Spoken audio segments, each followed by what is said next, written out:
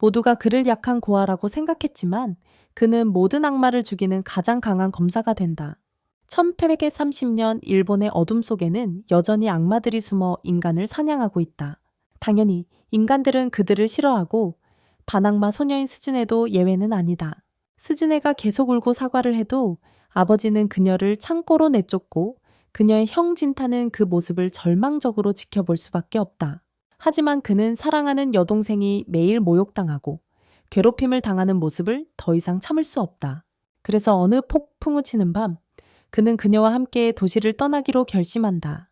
비를 피하기 위해 숲속에 버려진 집에서 피신하던 중 어디로 가야 할지 모르는 그들에게 친절한 검사가 다가와 집이 없다면 함께 가자고 한다. 진타와 스즈네는 마토하루라는 남자를 따라 깊은 산속의 검장마을로 가고 그곳에서 그의 딸 시리유키를 만난다. 시리유키는 아버지가 데려온 두 아이가 함께 살게 된다는 소식에 신이 난다. 진타는 첫눈에 시리유키의 귀여움에 반하지만 스즈네는 그녀에게 마음을 열기 위해 긴장을 풀 시간이 필요하다. 곧 그들은 가족처럼 함께 살기 시작하고 진타는 마토하루에게 검술 수업을 받기 시작한다. 마토하루는 마을의 수호자이다. 어느 날 진타, 시류키, 스즈네가 친구와 함께 강에서 놀다 돌아오던 중 진타는 시류키의 엄마 이야기를 꺼낸다. 그녀는 엄마가 마을의 무녀라고 말하며 신사 밖으로 나갈 수 없다고 한다. 그녀를 만날 수 있는 사람은 오직 아버지인 마을의 수호자와 마을의 우두머리뿐이다. 일반 사람을 만나면 신성한 힘이 약해지기 때문이다. 시류키는 몇 년 동안 엄마를 못 봤다고 말하지만 그녀는 그저 한숨을 쉬고 다시 집으로 돌아간다. 그 후 시간이 흘러 진타는 계속 마토하루 아래에서 훈련하며 시류키와 점점 가까워지고 스즈네는 그들 사이의 제3의 존재가 된다. 그러던 어느 날 마을에 재앙이 닥쳐서 악마가 시류키의 엄마를 죽이고 그녀의 아버지는 도망치지 못하게 목숨을 바친다. 장례 다음 날 밤 시류키는 진택의 엄마 다음으로 무녀가 될 것이라고 말하며 마을을 지키고 싶다고 한다. 그녀는 유일하게 후회하는 것이 진타를 다시 볼 수 없게 되는 것이라고 주장한다. 그는 그녀에게 다시 함께 있기 위해 그녀의 수호자가 되기 위해 열심히 노력하겠다고 약속한다. 그 이후로 여러 해가 흘렀고 둘 다 약속을 지켰다. 시리유키는 마을의 무녀이고 진타는 그녀의 수호자이자 마을에서 가장 강한 검객이다. 어느 날 진타가 숲에서 최근에 죽인 악마에 대해 시리유키와 마을회에 보고하자 모두 긴장한다. 그들은 악마들이 무녀의 간을 먹으려고 한다고 두려워하는데 민속 이야기로는 간이 불멸을 가져다 준다고 한다. 하지만 시리유키는 악마들이 전설 속 검인 야라이를 손에 넣으려고 한다고 믿고 있다. 이 검은 그녀의 가문에서 무녀에게 전해 내려오는 것이다. 이 소식에 마을장은 걱정하지만 그의 아들 키오는 두 번째 수호자로서 무녀를 지키는 두 유능한 전사가 있으니 걱정하지 말라고 말한다. 그는 진타를 무식한 근육질이라고 깎아내리며 조롱하지만 시리유키는 그들의 싸움이 시작되기 전에 막는다. 회의가 끝난 후 모두가 방을 떠나고 진타만 남는다. 시리유키는 모두 앞에서 격식을 차리는 게 지겨워서 커튼 뒤에서 나온다. 그녀는 진택의 이름으로 부르라고 하고 오늘 특별한 손님이 있다고 말한다. 진타는 바로 그 손님이 수준이라는 것을 즉시 알아차리고 그녀의 사적인 방에 들어가 10년 동안 전혀 자라지 않은 채로 평화롭게 잠든 누나를 본다. 진타는 수지윤이 여기 있는 것이 마을 규칙을 어기는 것에 불만이지만 시리유키는 그녀의 편을 들어줍니다. 그녀는 단지 일하느라 바쁜 오빠를 만나고 싶었을 뿐입니다. 진타는 수지윤을 깨우고 신사에 오지 말라고 말하지만 수지윤은 이에 반응하여 떼를 씁니다. 갑자기 진타는 누군가 오는 소리를 듣고 수지윤은 발견되기 전에 신사에서 몰래 빠져나갑니다. 방문자는 마을 촌장이었고 시리유키와 개인적으로 이야기하고 싶다고 하며 진택에 방을 나가라고 합니다. 다음날 아침 진타는 하루 쉬라고 해서 집으로 돌아갑니다. 수지윤은 이 소식을 듣고 기뻐하며 하루 종일 그와 함께 시간을 보낼 계획을 셉니다. 하지만 그녀는 놀랍게도 그들의 집에서 시리유키를 봅니다. 진타와 수지윤은 그녀를 보고 놀라며 어떻게 신사를 떠날 수 있었는지 묻습니다. 시리유키는 장난스럽게 마을 촌장에게 특별 해견 허가를 받아 나왔다고 말하며 그들과 함께 하루를 보내고 싶다고 합니다. 수지윤은 이 말을 듣고 신나며 세 사람이 예전처럼 함께 아침을 먹자고 제안합니다. 아침 식사 후 진타는 시리유키를 마을로 데려가기로 결심하고 수저는 기쁘게 그들을 배웅한다. 하지만 그들이 떠나자 그녀는 자신의 불만을 드러낸다. 한편 마을 사람들은 진타와 예쁜 소녀가 함께 있는 모습을 보고 어리둥절해한다. 왜냐하면 시리유키의 얼굴을 몇 년 만에 보지 못했기 때문이다. 어릴 적 친구의 식당에 도착했을 때조차 그녀는 시리유키를 알아보지 못하고 그로 인해 조금 슬퍼진다. 하루 종일 함께 시간을 보낸 후 시리유키는 진타를 과거에 그들이 여사제와 마을 수호자가 되기로 약속했던 장소로 이끈다. 그곳에서 시리유키는 갑자기 진택의 마을 수장의 아들인 기요와 결혼할 것이라고 말한다. 진타는 시리유키가 마을 수장이 그녀의 혈통을 보호하기 위해 아이를 가져야 한다고 강요했다고 설명하자 충격과 공포로 눈이 휘둥그레진다. 그는 그녀에게 그의 아들과 결혼하라고 말했는데 그는 수호자이며 언젠가 마을 수장이 될 것이라고 했다. 시리유키는 여사제로서 그 제안에 동의했다고 말하며 그것이 마을 모든 사람에게 최선이라고 덧붙인다. 하지만 그녀는 진택에 그가 자신이 사랑한 유일한 남자라고 말한다. 그녀는 자신의 한 부분이 마을을 떠나 그와 함께 새로운 삶을 시작하고 싶어 하지만 그가 결코 그렇게 하겠다고 동의하지 않을 것이라는 것을 알고 있다고 말합니다. 진타는 그녀가 여사제가 되기로 한 결정을 존중했기 때문에 그녀의 보호자가 되기 위해 열심히 노력했다고 아펌합니다. 그리고 그들이 자신의 역할을 포기한다면 서로를 제대로 마주할 수 없을 것이라고 말합니다. 그는 그녀를 사랑한다고 말하며 어떤 위협으로부터 그녀와 마을을 보호하는 의무를 계속할 것이라고 전합니다. 다음날 시리유키는 진택의 마을 밖에서 발견된 2마리의 악마를 사냥하는 임무를 보냅니다. 하지만 그가 가기 전에 기호는 그와 이야기를 나누고 싶어 합니다. 그는 진택에 공격적으로 다가가 어떻게 그렇게 비겁할 수 있는지, 사랑하는 여자가 다른 남자와 결혼하는 것을 아무 반응 없이 허용할 수 있는지 묻습니다. 진타는 차갑게 그에게 마을을 위해서라면 상관하지 않는다고 말하고 기호는 그에게 심각한 문제가 있음을 깨닫습니다. 진타는 그를 무시하고 숲으로 가서 2마리의 악마를 찾으러 가지만 그중 하나가 이미 스즈네에게 가고 있다는 것을 알지 못합니다. 진타가 조용히 숲을 걷고 있을 때 2번째 악마가 그에게 기습 공격을 하지만 그는 쉽게 그것을 막아냅니다. 악마는 진타의 실력에 감명을 받았다고 말하지만 진타는 대화할 시간이 없고 즉시 그에게 돌진한다. 처음에는 악마의 단단한 피부를 가르기 힘들지만 2번째 타격으로 그의 팔을 베어내고 간신히 강타를 피한다. 악마는 화를 내기보다는 진택에 더욱 감명을 받고 그가 왜 이렇게 강해지기 위해 훈련했는지 묻는다. 악마는 그가 왜 검을 휘두르는지 묻고 진타는 사랑하는 사람들을 보호하기 위해 싸운다고 대답한다. 동시에 여성 악마는 스즈네에게 다가가 자신도 그들 중 하나라고 말한다. 스즈네는 필사적으로 그것을 부인하며 진타의 셔츠에 매달리며 자신이 인간이라고 말한다. 악마는 스즈네가 오빠를 너무 사랑해서 자신의 악마 본성을 정복하고 인간으로 남아있다는 것을 깨닫는다. 스즈네는 신나서 악맥의 진태에 대해 이야기하기 시작하며 그가 자신에게 모든 것이라고 말하고 악마는 누군가가 그녀의 오빠를 해치려 한다고 말하며 그들을 막아야 한다고 한다. 스즈네는 믿으려 하지 않지만 여성 악마는 그녀의 예지력을 사용해 시리유키가 기호와 키스를 시작하며 옷을 벗는 미래의 비전을 보여준다. 스즈네는 시리유키가 진타를 사랑한다고 확신하기 때문에 믿을 수 없고 여성 악마는 그녀가 진실을 자신의 눈으로 보고 오빠를 도울 수 있도록 함께 가자고 한다. 반대편에서 진타와 남자 악마는 여전히 숲속에서 싸우고 있다. 진타는 악마에게 왜 인간을 다치게 하냐고 묻고 악마는 모든 악마는 무시할 수 없는 목적이 있으며 그것을 이루기 위해 모든 것을 한다고 대답한다. 진타는 악마가 누구도 해치지 못하게 막겠다고 말하며 달려가고 악마는 팔을 크게 벌려 정면으로 맞선다. 악마의 한 방이 진타의 팔을 찢고 그의 검은 딱딱한 피부와 부딪혀 산산조각 난다. 하지만 진타는 포기하지 않고 부러진 검끝을 잡아 악마의 심장을 찌르려고 한다.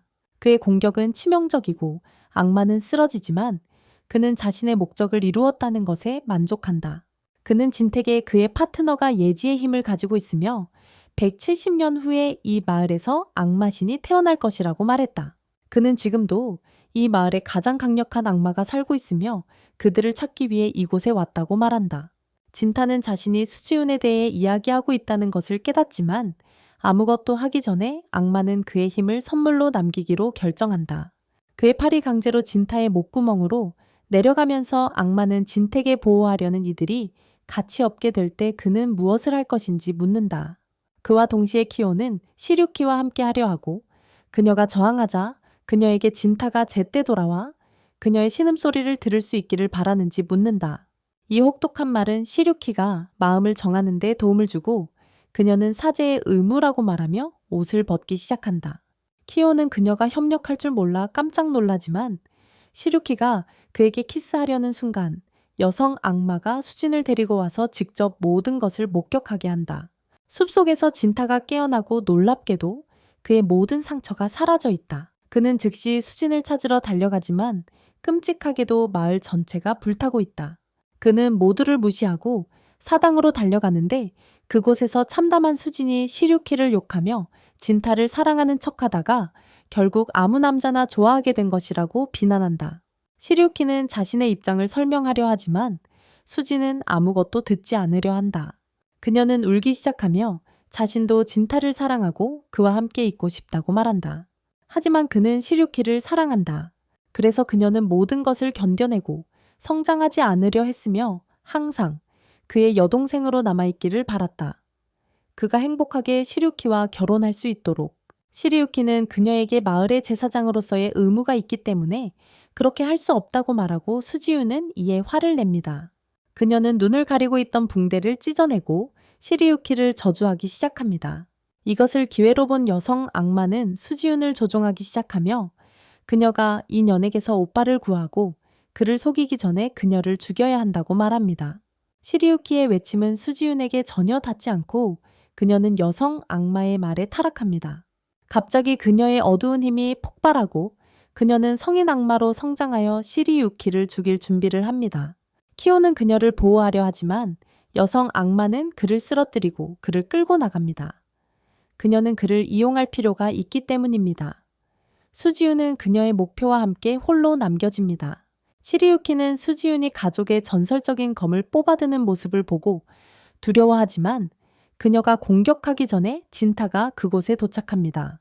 시리유키는 그에게 달려가고 진타는 그녀를 꽉 껴안지만 수지윤의 빠른 배기로 그녀의 머리가 날아가면서 그것은 그녀를 구하기에 충분하지 않습니다.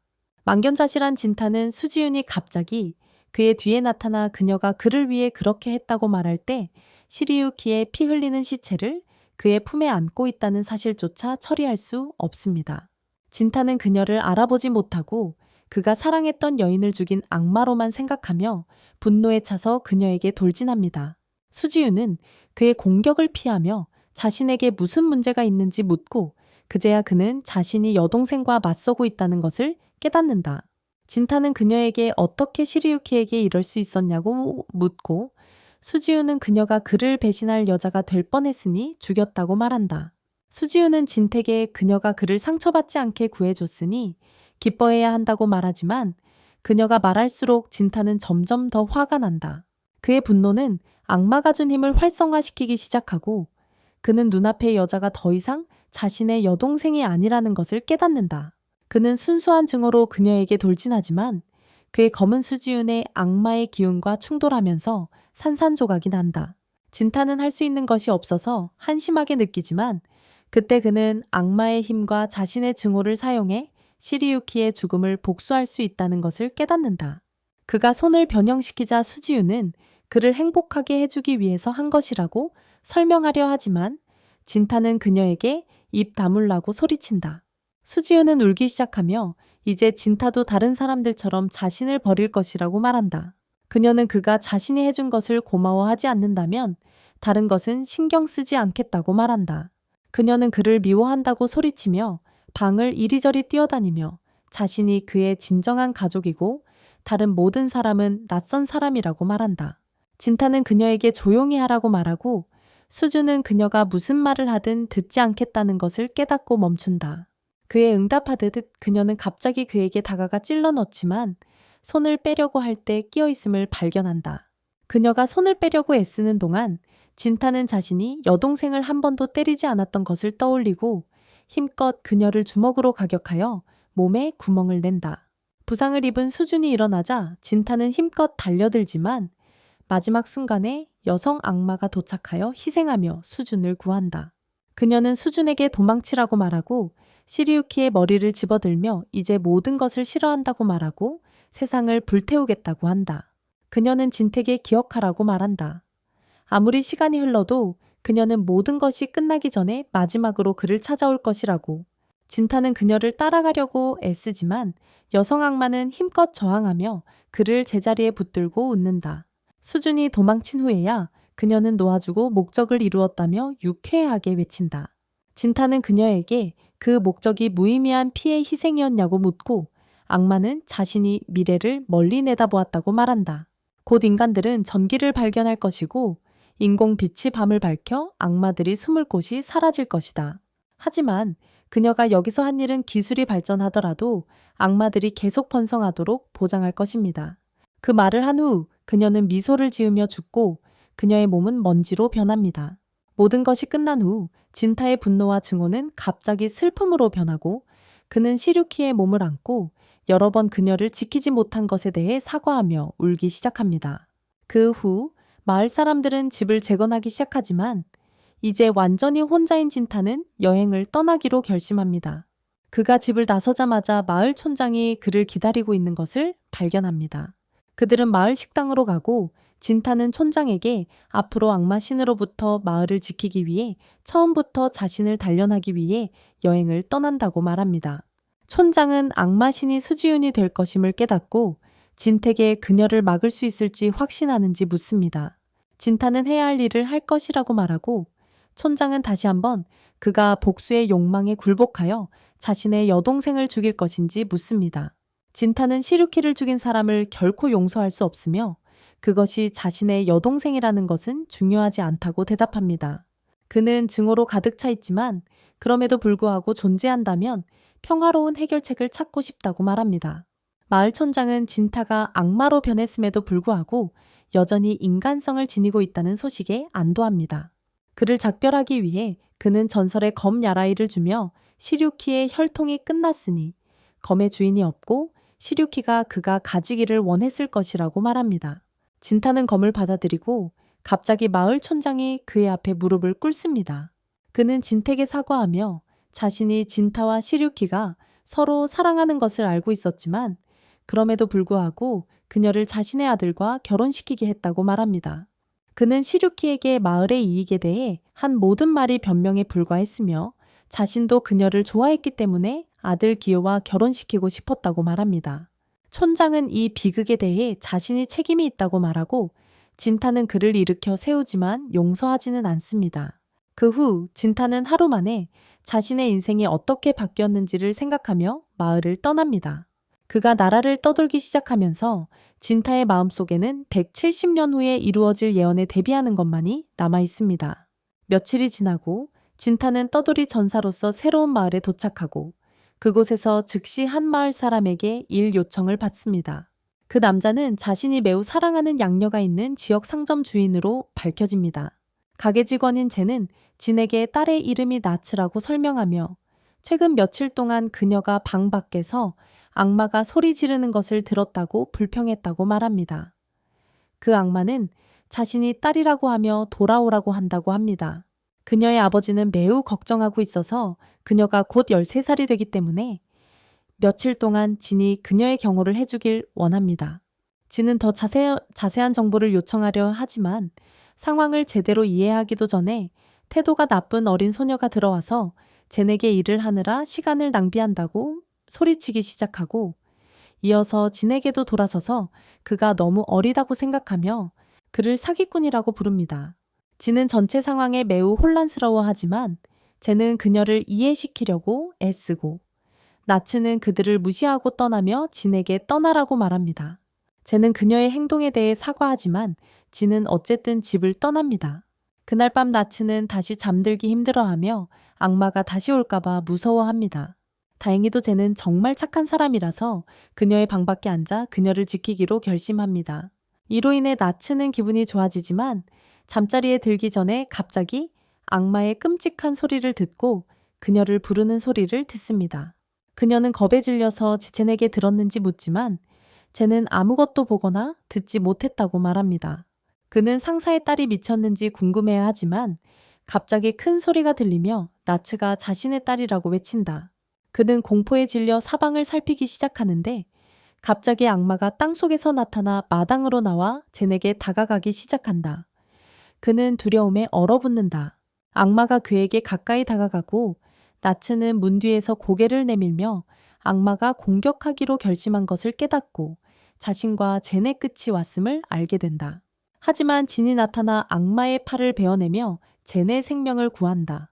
악마는 이 집에서 악마 사냥꾼을 보며 혼란스러워하지만 진이 검으로 단 한 번의 배기로 괴물을 두 동강 낸다. 악마는 땅에 쓰러져 사라지고 나츠는 악마가 죽었는지 묻는다. 진은 돌아서서 그녀에게 그의 경호 확률이 올라갔다고 말하는데 이 악마는 아직 죽지 않았고 아마 다시 돌아올 것이라고 한다. 다음 날 아침 젠과 진은 차를 마시며 젠은 진에게 자신의 생명을 구해줘서 고맙다고 말하고 진은 나츠에 대한 정보를 요청한다. 젠은 혼란스러워 보이지만 진이 생각하는 것처럼 나츠가 악마의 아이는 아니라고 말한다. 그에 따르면 나츠는 상사의 먼 친척의 딸이지만 그녀의 부모는 죽어서 상사가 그녀를 데려왔다. 그는 만약 그녀가 심지어 약간의 가능성만 있어도 그녀가 악마라는 이유로 사장님이 그녀를 키우지 않았을 것이라고 주장한다. 왜냐하면 사장님은 그들을 마음속 깊이 싫어하기 때문이다. 쟤는 몇 년 전 몇몇 악마들이 그의 아내를 죽이고 그의 아들을 납치했으며 그로 인해 완전히 무너졌다고 설명한다. 하지만 다행히도 나츠가 그 시기에 그의 삶에 들어와서 그에게 필요한 지지를 주었다. 그날 밤 나츠는 입양 아버지가 확실히 그녀를 걱정하고 있으며 지역에서 가장 강력한 악마 사냥꾼을 고용했고 젠과 진이 그녀의 방을 지키며 아무것도 그녀를 다치게 하지 않도록 하고 있기 때문에 조금 더 편안하고 행복하게 잠이 든다. 진은 그녀에게 사장님의 아들에 대해 묻기로 결심하지만 나츠는 대답을 거부하고 인간이 악마를 낳을 수 있는지 묻는다. 진은 두 악마가 만날 때 때로는 악마와 인간이 만날 때 또는 분노, 경로, 질투 같은 순수한 부정적 감정에서 악마가 태어날 가능성도 있다고 말한다. 그가 이야기하는 동안 갑자기 악마가 다시 허공에서 나타나 그녀의 딸을 돌려달라고 소리친다. 진은 즉시 행동에 나서서 빠른 연속 공격으로 악마를 바닥에 내리치고 그 위에 앉는다. 그는 이 악마가 대화할 만큼 똑똑하지 않다는 것을 깨닫고 나츠에게 죽여야 할지 묻는다. 쟤는 충격을 받고 소리쳐서 그 괴물을 죽이라고 명령한다. 하지만 진은 나츠에게 그녀가 하고 싶은 것이 무엇인지 알고 싶다고 주장한다. 그는 악마를 죽인다고 해도 그것이 나츠의 부정적인 감정에서 만들어졌기 때문에 다시 나타날 것이라고 주장한다. 나츠는 자신이 듣고 있는 말을 믿지 못했지만 진이 진실을 말하고 있다는 것을 깨닫는다. 그녀는 입양아인 아버지가 자신을 사랑한다고 약속했음에도 불구하고 진정으로 믿지 않았으며 만약 악마가 자신을 죽이러 온다면 오히려 더 사랑하게 될지도 모른다고 희망했던 일을 떠올린다. 진은 그녀에게 감정을 직면하고 이 감정을 버려야 한다고 말한다. 그것이 바로 악마가 다시 나타나지 않는 유일한 방법이기 때문이다. 나츠는 울기 시작하지만 이제 충분하다고 결심하고 진에게 소리쳐서 악마를 죽이라고 한다. 그녀는 아버지가 자신을 정말 사랑한다고 믿기 때문이다. 그 말에 진은 빠르게 악마를 반으로 가르고 즉시 죽이며 나츠는 안도의 한숨을 내쉰다. 그는 그들에게 악몽이 끝났으며 이제 잘 자라고 말한다. 아버지 문제로 고생하는 소녀는 곧 방에서 코를 골기 시작하고 진은 자신의 감정과 씨름하며 밖에 서 있다. 그는 계속해서 같은 악마 즉 수수의 어머니인 존재에게 방문당하고 있기 때문이다. 그 악마는 다시 나타나 같은 말을 반복하지만 진은 다시 한번 일격으로 그녀의 머리를 베어버리며 그녀를 즉사시킨다. 다음날 아침 쟤는 그가 이 큰 문제를 도와준 것에 대해 감사하지만 진은 그것이 그에게도 꽤 치료적이었다고 주장합니다. 나츠는 혼란스러워하지만 그는 힘든 어린 시절을 보냈고 자신이 주변에서 본 잔인함이 그의 세계관을 형성했다고 설명합니다. 어릴 적부터 그는 그런 부정적인 감정을 가지고 있었고 그것이 나츠를 괴롭히고 있는 같은 악마를 낳았지만 진은 자신의 감정을 극복하고 학대받은 어린 시절에 정신적 장애물을 넘는데 수십 년이 걸렸습니다. 나츠는 그가 무슨 말을 하는지 잘 이해하지 못하지만 어쨌든 그의 도움에 감사하며 돌아서서 도시를 떠납니다. 그때 그녀의 아버지가 나와서 그 남자가 갔는지 물어봅니다. 나츠는 진을 고용해 준 것에 대해 아버지에게 감사드립니다. 그가 없었다면 아마도 그녀는 밤에 잠을 자는 것이 항상 두려웠을 것이라고 말하지만 아버지는 어떤 부모라도 자녀를 위해 같은 일을 할 것이라고 주장합니다. 그는 다시 젠을 향해 돌아서서 자신의 직업을 유지하고 선반 정리꾼이 되지 않으려면 다시 일하라고 말합니다. 젠은 즉시 안으로 뛰어들어가고 나츠는 지금이 아버지에게 지금까지 보여준 모든 친절에 보답할 때라고 결심합니다. 그녀는 아버지를 똑바로 바라보며 그들에게 어떤 방식으로든 도와줄 수 있는지 묻고 이는 아버지를 기쁘게 하기에 충분합니다. 아버지는 그녀에게 오래오래 행복하게 살라고 말하며 그것이 그에게 해줄 수 있는 최고의 것이라고 합니다. 반면에 진은 아름다운 나무에서 떨어지는 낙엽을 바라보며 또 한 계절이 지나갔음을 깨닫지만 아직도 이 세상에서 악마를 몰아내겠다는 목표에 한참 멀었다는 것을 느낀다. 그러나 그는 깊이 숨을 들이쉬고 다음 도시에서 새로운 모험을 향해 계속 걸어가기로 결심한다. 며칠 후 진은 또 다른 마을에 한 식당에서 뜨거운 국수 한 그릇을 즐기며 가게 주인과 딸과 이야기를 나누고 있다. 가게 주인은 근처 바다의 해적들을 감당하지 못하는 황제와 마을을 떠도는 소문이 난 연쇄 살인범에 대해 불평한다. 하지만 진은 그에게 말하는 것을 조심하라고 한다. 주인은 즉시 주제를 바꾸며 진에게 국수에 대해 묻는다. 진은 그것들이 꽤 평범하고 지루하다고 말하며 그는 정직한 답변을 하는 것에 신경 쓰지 않는다. 왜냐하면 그는 진실을 알고 있기 때문이다. 하지만 그는 왜 진이 이 빈 마을에 와서 할 일이 없음에도 계속 찾아오는지 궁금해한다. 딸은 그가 유일한 손님을 겁주지 않도록 말리려고 한다. 그러나 가게 주인은 진이 작은 대화도 신경 쓰지 않는다고 자신한다. 진은 그 남자에게 왜 이 도시의 식당을 열었는지 묻고 남자는 자신의 과거에서 도망치고 싶었다고 대답한다. 진이 식사를 마친 후 그는 자신의 수입원에 대해 궁금해하는 식당 주인에게 돈을 지불한다. 진은 생계를 위해 악마를 죽인다고 말하고 남자는 처음에는 웃어넘기지만 이후 다음 일자리를 찾는 방법에 대한 팁을 준다. 그는 진에게 이전에 이야기했던 연쇄 살인범을 상기시키며 그의 희생자들에 대한 끔찍한 이야기들이 많다고 말한다. 살인범은 무기를 사용하지도 않으며 그의 희생자들은 매우 엉망인 상태로 발견되고 실종된 사람들과 발견된 시신의 수가 맞지 않는다. 진은 이제 이 사건에 대해 궁금해사며 떠나기 전에 연쇄 살인범의 활동 지역을 알아낸다. 하지만 주인의 딸이 와서 밤에 조심하라고 경고한다. 진은 그녀에게 이제 성인이 되었으니 걱정하지 말라고 말한다. 하지만 그 소녀는 그의 날카로운 감정 표현이 그가 여전히 어른이 아님을 증명한다고 말한다. 밤에 진은 연쇄 살인범이 있을 것으로 예상되는 다리로 간다. 하지만 그가 오지 않는 모습을 보고 진은 숙소로 돌아가기로 결심한다. 그런데 떠나려던 찰나 여성의 비명을 듣고 달려가 보니 거리에는 세 사람이 누워 있었다.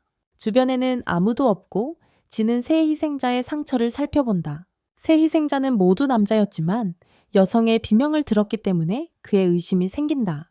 진이 모든 상황을 파악하려 할 때 뒤에서 누군가가 다가오는 것을 느끼지만 돌아보니 아무것도 없다. 그는 여전히 경계심을 늦추지 않고 보이지 않는 악마의 공격을 막아내며 반격을 시도하지만 볼 수 없는 것을 칠 수는 없다. 진은 악마를 찾으려 하지만 갑자기 그의 등에 보이지 않는 공격이 찢어지고 돌아서자 이미 공격자는 사라져 있다. 진은 화가 나서 더 이상 참지 않기로 결심한다. 그는 팔의 악마의 힘을 발휘하며 보이지 않는 악마가 공격해오기를 기다리고 전력을 다해 그를 때려 부수며 검을 산산조각 내고 내던진다. 이번에는 악마를 다치게 하는데 성공하고 다시 공격하라고 도전한다. 하지만 악마는 휴전을 요청하며 자신을 드러낸다.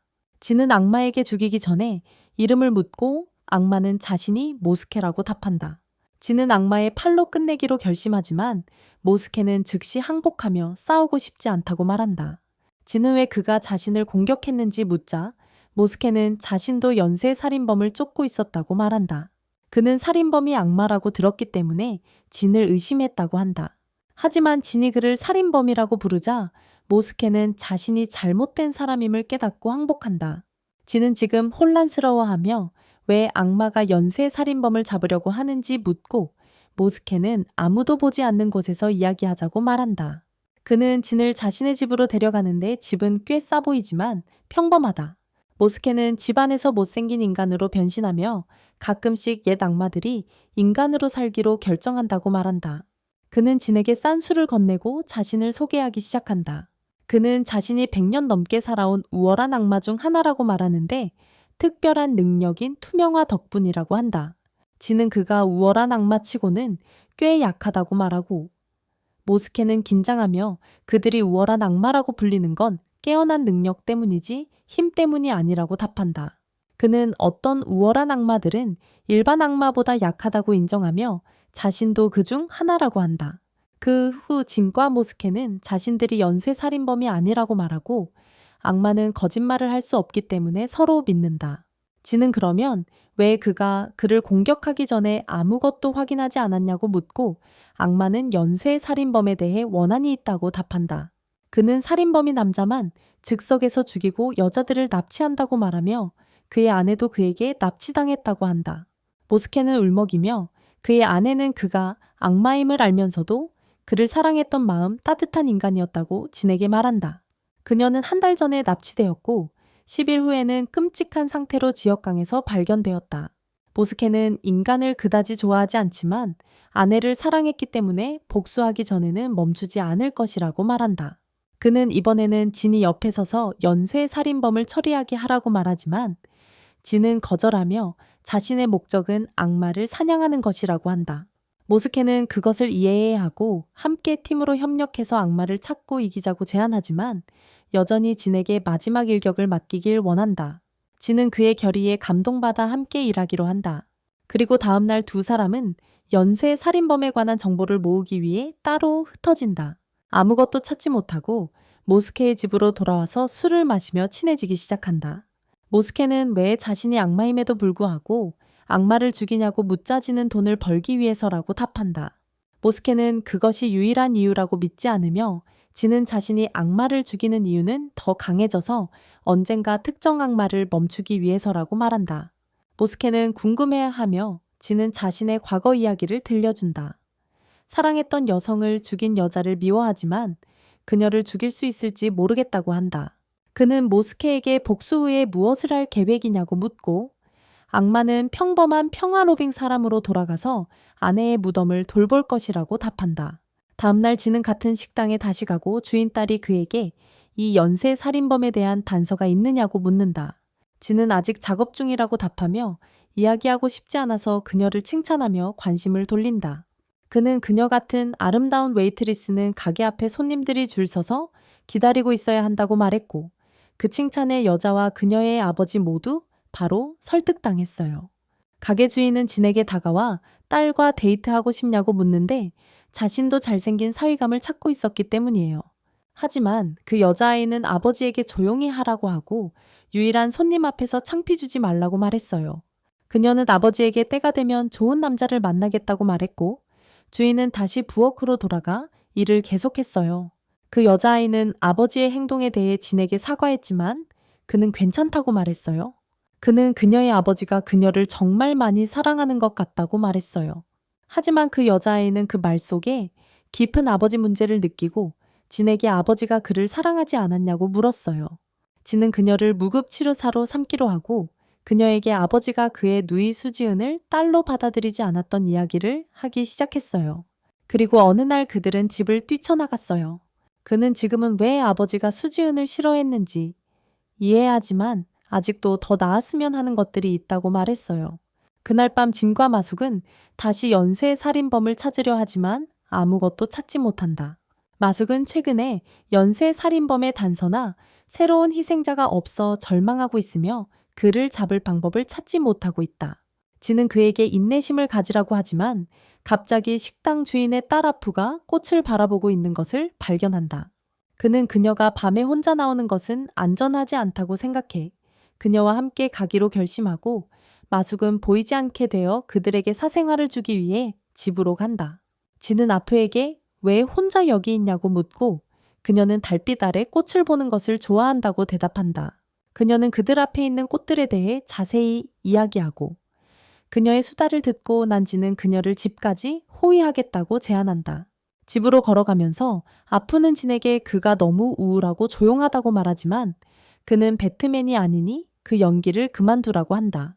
그녀는 그의 삶에서 좀 더 즐거움을 가져보라고 하지만 그는 자신의 목적이 모든 것이라서 그녀의 조언을 받아들일 수 없다고 대답한다.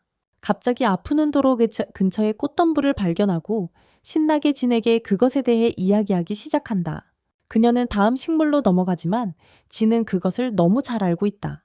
그 줄기는 끓여서 위장약으로 쓸 수 있는데 그는 고향 마을에서 친구가 너무 많은 사탕을 먹어서 정기적으로 그 약을 만들어 줘야 했다고 말한다. 그는 시루키와 함께한 시간을 떠올리며 부드러운 미소를 짓고 아오는 즉시 자신의 목적 때문에 즐거운 시간을 보내지 못한다고 했던 이전 말을 떠올린다. 그녀는 그에게 인생에서 즐기는 것들이 있고 소중히 여기는 추억들이 있다고 말한다. 그래서 그는 임무 때문에 인생의 좋은 것들을 피하려고 하지 말아야 한다고 한다. 곧 그들은 아우의 집에 도착하고 불이 아직 켜져 있다. 진은 그녀에게 잘 자라고 인사한 후 다음에는 꽃에 대해 이야기하자고 말하는데 아마도 해가 떠 있을 때쯤이겠다고 한다. 아우가 집에 가자마자 모숙이 갑자기 그 뒤에 나타나며 그녀는 착한 아이라고 말한다. 진은 이 참견쟁이 쓰레기가 사생활을 좀 주겠다고 했음에도 불구하고 그를 따라다닌 것에 충격을 받는다. 모숙은 그냥 웃으며 연쇄 살인범을 찾기 위한 임무를 계속한다. 다음 밤 진이 다리에서 기다리고 있는데 술에 취한 남자와 아름다운 소녀가 그를 지나간다. 그 소녀는 진의 잘생긴 얼굴에 홀딱 반해 취한 남자 앞에 있는 악마를 보지 못하다가 불행히도 그 남자가 베이는 걸 목격하게 된다. 그녀는 땅에 쓰러져 늑대 같은 악마를 보고 비명을 지르지만 진은 그것과 싸울 자세를 취한다. 악마가 그에게 덤벼들고 지는 쉽게 공격을 막아내고 옆으로 밀어낸다. 그 소녀는 여기서 무슨 일이 일어나고 있는지 당황하며 묻지만 진은 그녀에게 소리내지 말고 자신 뒤에 숨으라고 말한다. 악마가 다시 그를 공격하기 시작하고 진은 공격을 막지만 결국 옆으로 밀려난다. 이 틈을 타 악마는 곧바로 소녀에게 달려가 공격한다. 하지만 다행히도 모석이 그때 나타나 그녀를 구해준다. 진은 즉시 악마를 공격하지만 두꺼운 피부를 뚫지 못하고 악마는 공중으로 뛰어 도망친다. 진은 악마가 도망친 것에 대해 모석에게 사과하지만 둘 다 그렇게 힘들 줄은 예상하지 못했기에 이해한다. 모석은 악마를 쫓아 어디로 갔는지 찾기로 결심하지만 진은 그를 발견하더라도 싸우지 말라고 부탁한다. 그때 소녀는 거만하게 진에게 어른답게 행동해서 일어나도록 도와주라고 말한다. 진은 아무 의미도 없는 내 가물의 잔소리를 피하려고 차갑게 따라하지만 소녀가 그녀를 기억하지 않느냐고 묻자 그녀의 얼굴이 익숙하다는 것을 깨닫는다. 그녀가 3년 만에 많이 성장한 나츠라는 것을 깨닫는다. 그녀는 자신이 기억난다니 기뻐하지만 한편으로는 전혀 변하지 않았다고 투덜거린다. 진은 그녀에게 나이 들지 않는다고 말하며 그 말에 전 세계 여성들이 부러워한다. 그 후 진이 그녀에게 밤 산책을 하러 나갔냐고 묻자 그녀는 급한 소포를 정기 고객에게 배달하러 갔다고 답한다. 진은 그녀가 많이 변했다고 말하며 지금은 꽤 자연스럽게 웃고 있고 나츠는 그의 칭찬에 꽤 기뻐한다. 갑자기 하인젠이 그녀 뒤에 나타나 깜짝 놀라게 하고 진에게 그녀와 나츠 사이에 어떤 로맨틱한 긴장감이 있는지 묻기 시작한다. 진은 그 소녀가 연쇄 살인범에게 공격당했다고 말하고 쟤는 시체를 보여주자. 처럼 비명을 지른다. 그는 나츠에게 경찰을 부르라고 하지만 그녀는 경찰이 악마에 대해 아무것도 할 수 없다고 말하며 진에게 맡기라고 한다. 진은 이제 제니 나츠를 호위할 수 있으니 떠나기로 결심하고 그들이 필요할 때 면집에 연락하라고 말한다. 갑자기 쟤는 최근에 사망한 사제가 있는 근처 사원에 대한 소문을 기억하고 이제 사람들은 그곳에 악마가 산다고 말하고 있다. 동시에 마수크는 늑대 악마를 찾으려다 여성을 납치한 후 날아가는 그녀를 본다. 악마의 발톱에 잡힌 무력한 여성을 보며 마수크는 아내의 운명을 떠올리고 분노에 사로잡혀 공격하지 말라는 것을 잊는다. 그는 죽일 의도를 가지고 악마를 쫓아가고 제니진에게 말했던 같은 사원에 도착한다. 그는 투명해진 후 악마가 여성을 먹고 있는 사원에 들어간다. 마수크는 이제 복수 외에는 아무것도 신경 쓰지 않고 칼을 뽑아 악마에게 돌진한다. 하지만 악마는 그의 살해 의도를 감지하고 대신 그를 공격하며 옆구리에 구멍을 뚫는다. 악마는 치명적인 피해를 입힌 후 마수크를 무시하고 다시 간식을 즐기러 간다. 하지만 마수크는 이제 복수도 하지 못하고 죽게 될 것이라는 생각에 비참함을 느끼기 시작한다. 곧지는 사원에 도착하고 심하게 다친 마숙의 곁으로 즉시 달려간다. 마숙은 그에게 몇 분 전에 악마가 여기 있었고 여자를 먹고 있었다고 말한다. 그는 그것이 자신의 아내를 죽인 악마라고 확신한다. 하지만 지는 악마가 여자를 먹고 있었다는 말을 듣고 의구심이 생기기 시작한다. 마숙은 그에게 칼을 건네며 그것이 진이 태어난 코도노 마을에서 만들어졌고 악마에게 매우 효과적이라고 말한다. 그는 진에게 그것을 사용해 악마를 죽여서 최소한 복수의 일부를 나눌 수 있도록 해달라고 부탁한다. 진은 그렇게 하겠다고 동의한 후 마숙에게 자신의 힘을 주라고 요청한다. 그는 그것이 필요할 것이라고 말한다. 마숙은 기꺼이 그것을 주겠다고 동의하고 진은 그의 악마의 팔을 사용해 그를 통째로 삼킨다. 마숙의 힘이 그의 몸에 들어오면서 진은 그가 다른 악마들로부터 항상 도망치고 있었던 기억을 보게 되고 그래서 인간으로 살기로 결심한다. 그 후 그는 친절한 여자를 만나 사랑에 빠지고 그녀는 그가 악마라는 것을 알고도 그를 받아들인다. 기억이 희미해지면 마숙도 먼지로 변해 사라지고 지는 그를 위해 복수하기로 결심한다. 한편 악마는 또 다른 여자를 둥지로 데려와 그녀를 잡아먹기 시작한다.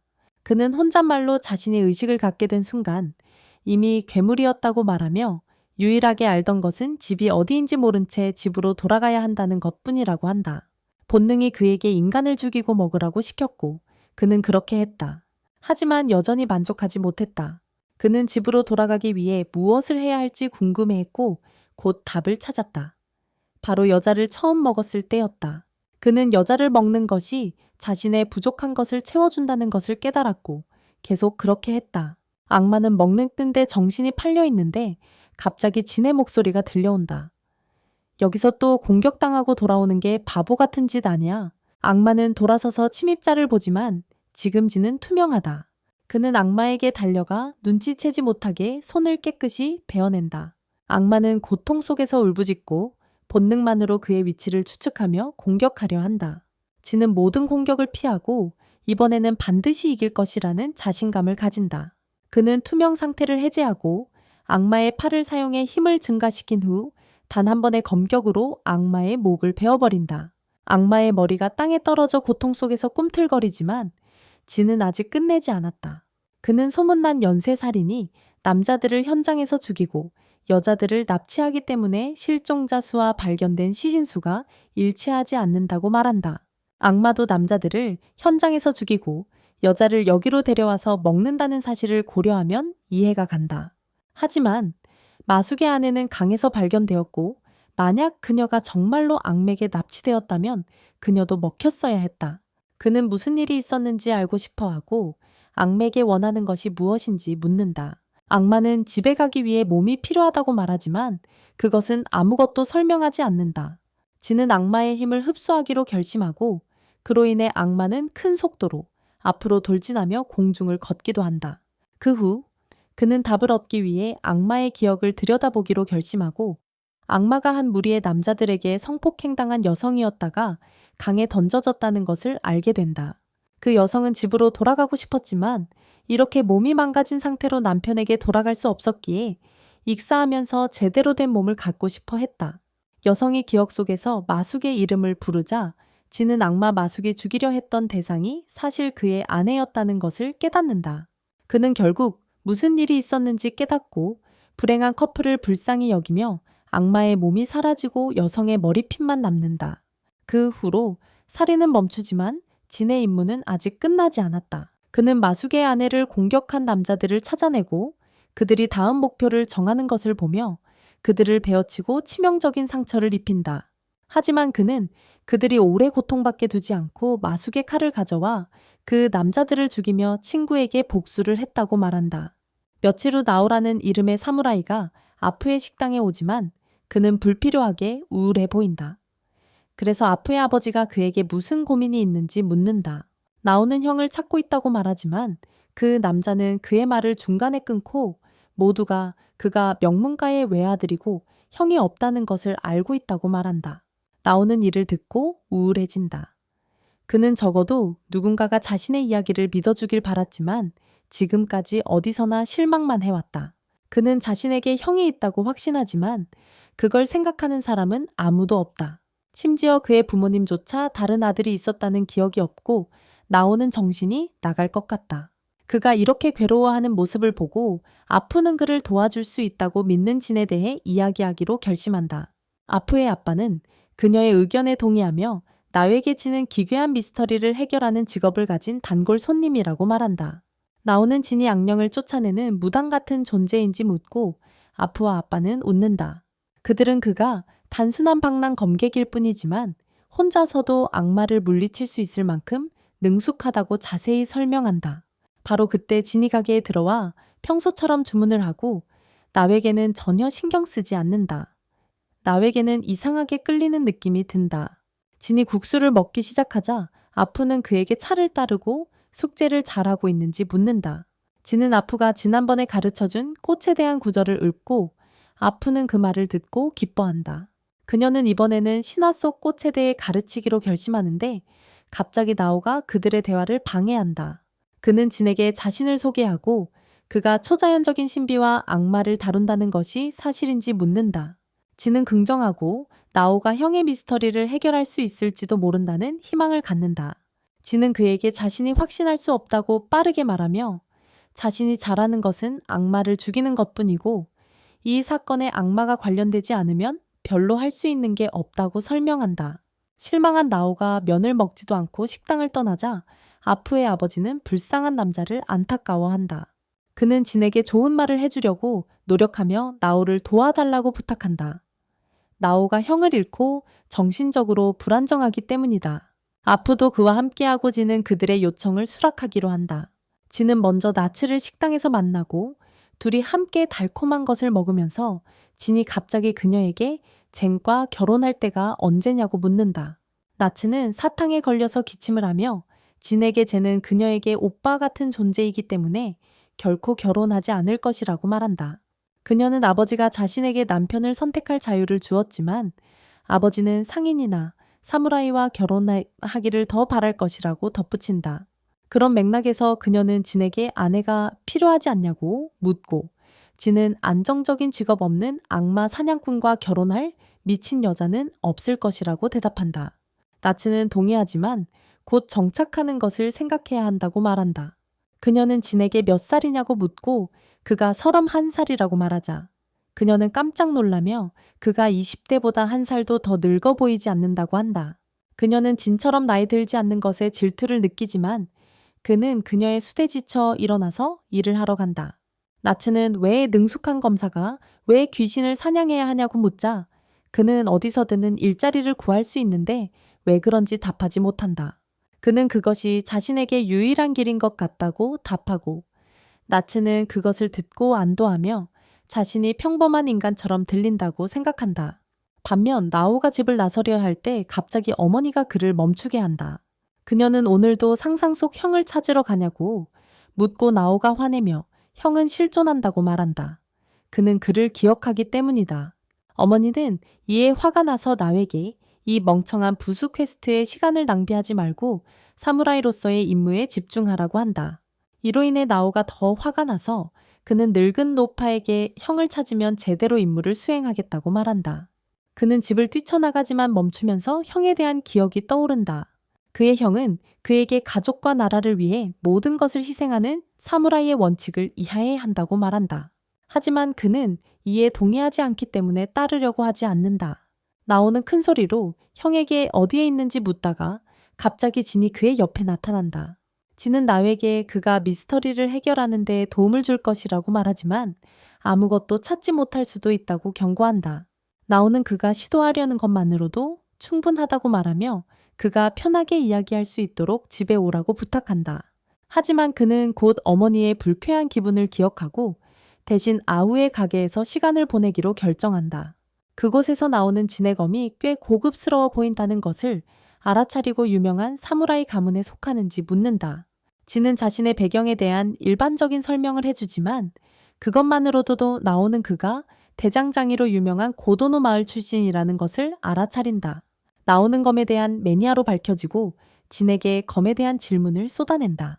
그는 검을 뽑아 칼날을 보여줄 수 있는지 묻지만 진은 그에게 본론으로 들어가라고 거절한다. 나오는 흥분한 것에 대해 사과하고 그의 형 사다가 실종되었다고 설명하지만 다른 누구도 그를 전혀 기억하지 못하는 것 같다. 진은 호기심이 생기고 나에게 그의 부모님도 평생 사다라는 이름을 들어본 적이 없다고 말한다. 그는 몇몇 사람들이 희미한 기억이 있다고 덧붙이지만 그들도 그에게 다른 형이 있다는 것을 믿을 수 없었다고 한다. 그때 아프와 그녀의 아빠가 와서 고객들에게 그런 이야기는 다른 사람이 듣지 못하는 사적인 장소에서 해야 한다고 말한다. 진은 차갑게 대답하며 아무도 여기 오지 않기 때문에 이 식당을 선택한 것이 잘한 일이라고 한다. 작은 농담이 지나간 후 그는 나에게 그의 형이 언제 사라졌는지 묻는다. 나오는 형이 1월 말쯤 사라졌다고 대답하고 사라지기 전에 여자아이를 만나러 간다고 말했다고 한다. 나오는 형의 방에서 강한 향이 나는 꽃을 본 기억이 있지만 어떤 꽃인지 모른다고 한다. 그는 꽃을 묘사하기 시작하고 형이 사라진 직후에 그 꽃을 발견했다고 덧붙인다. 놀라운 것은 그의 형이 꽃을 좋아하지 않았고 사라진 후 그의 방에 들어간 사람은 아무도 없었다는 것이다. 진은 이제 이야기에 몰입했고 나에게 꽃이 아직 있는지 묻는다. 나오는 꽃을 보존했다고 답하며 그것들이 자신의 실종에 대한 증거일지도 모른다고 생각한다. 진은 잠시 생각하다가 수사를 계속하기 위해 집에 가고 싶다고 나에게 말한다. 다음 날 진은 평소처럼 국수집을 찾았고 놀랍게도 나츠도 그곳에 있었다. 나츠와 진이 이름을 부르며 친근하게 지내는 것을 본 오후의 아버지는 불안해하며 딸에게 더 노력하라고 하지만 딸은 진을 키우려는 게 아니라고 일축한다. 진은 누가 자신을 탐하는지에 대해 신경 쓰지 않으며 나오의 사건을 해결하는 데 집중한다. 그는 오후에게 사무라이에 대해 어떻게 생각하냐고 묻고 그녀는 항상 공손하게 말하는 제대로 된 신사라고 답한다. 나츠는 며칠 전 그를 우연히 만났고 그도 정말 친절했다고 덧붙인다. 오후의 아버지는 나오의 유일한 결점은 검에 대한 집착일지도 모른다고 말한다. 그는 장식된 머리핀을 꺼내며 며칠 전에 나오가 자신에게 준 것이라고 진에게 말한다. 하지만 그것은 그와 같은 사람이 소유해서는 안 되는 정말 소중한 아이템이며 그래서 그는 진에게 그것을 가져가기를 원합니다. 진은 나에게서 받은 선물이라고 반대하지만 오프의 아버지는 단호하고 결국 그는 진에게 자신의 손에서 핀을 가져가게 합니다. 진은 그 후 오프에게 어젯밤 나오가 설명한 꽃에 대해 묻습니다. 그는 그것이 수선화인지 알고 싶어하고 오프는 절망에 빠져 고개를 숙이며 그렇다고 확인합니다. 진은 그녀의 대답을 듣고 불길한 기분이 들고 그 꽃이 수선화가 아니기를 기도합니다. 그렇다면 강력한 악마가 집을 괴롭히고 있다는 의미이기 때문입니다. 다음날 나오가 진을 몰래 집으로 데려가지만 그의 엄마가 그 장면을 목격하고 아들이 개인 줄로 생각합니다. 그녀는 손님이 누구인지 묻지만 진은 그녀에게 다가가 제대로 자신을 소개합니다. 여자는 그를 맞이하고 진은 자신이 코도노 마을에서 왔다고 말합니다. 나오의 엄마는 코도노 마을이 대장장이로 유명하다는 것을 알고 있고 그녀의 아들이 검에 관심이 많기 때문에 그녀의 의심은 즉시 해소됩니다. 나오는 엄마에게 진을 여기로 불러 술을 마시고 검에 대해 이야기하려고 했지 어둠 속에서 검을 부딪히려고 한 것이 아니라고 말하고 그의 엄마는 그를 믿습니다. 두 남자는 안으로 걸어가기 시작하지만 나오의 엄마가 갑자기 진에게 고마움을 전합니다. 최근 나오가 힘든 시간을 보내고 있었고 그의 회사가 그를 조금 더 기분 좋게 만들어준 것 같습니다. 그 오후 진은 나오의 방에 도착하고 그곳에서 자신이 보존한 말린 꽃을 보여줍니다.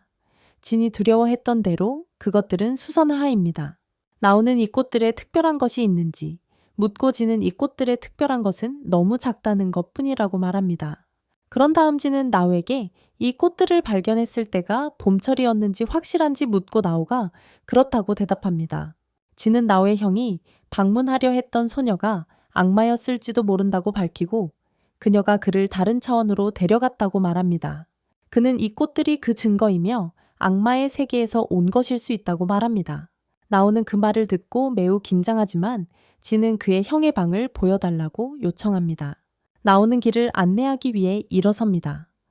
그러나 지는 앉아 있으면서 그가 먼저 가라고 하고 나중에 그를 찾겠다고 말합니다. 나오는 혼란스러워하지만 그의 말을 듣고 방을 나갑니다. 지는 그를 따라가지만 모스케의 힘을 사용해 투명해집니다. 그는 악마가 자신을 보면 모습을 드러내지 않을 것이라고 믿기 때문입니다. 나오가 형의 방문을 열자마자 강한 수선화와 향기가 코를 찌르고 그 다음 순간 그는 심한 어지러움을 느끼기 시작한다.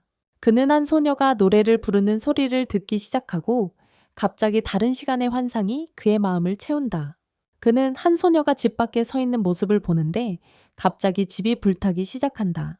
그녀는 부모님을 보러 안으로 뛰어들어가지만 그들은 불길에 갇혀 죽고 그녀는 끔찍한 슬픔에 빠진다. 소녀도 불길에 휩싸이고 비가 와서 불이 꺼질 때쯤에는 도시 전체가 잔해로 변해버린다.